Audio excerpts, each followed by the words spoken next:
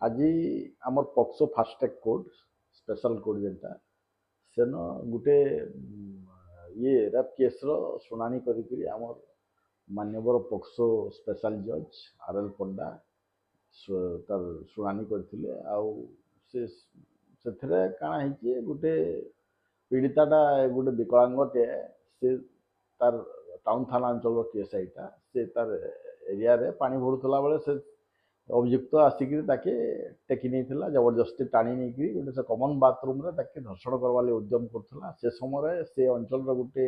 महिला देखिपारिक घर को खबर देता खबर पाइला संगे संगे तार भौणी आसिक से जगह को पहुँची जाता से पहुँचिक पार्टी को जमी करथिला से छाड़ी देकर पलैला से दर्शन कर उद्यम चेष्टा करुला छाड़ी देकर पलैला तापरे ये पीड़ितार भौणी पीड़िता माने घर लोक टाउन थाना रिपोर्ट करथिले रिपोर्ट कलापर पुलिस अरेस्ट करी फरवर्ड करथिला फरवर्ड कलापर आम पक्सो स्पेशल कोर्ट तार केस चलथिला शुणाणी चलथिला आज मान्यवर पक्सो स्पेशल जज आई तार केस शुणाणी करथिले 12टा साक्ष्य आउ 19टा दस्तावेज अनुधान करथिले आ से अनुसार ताको दोषी साब्यस्त करथिले 376(2)I आउ रीड विथ 511 IPC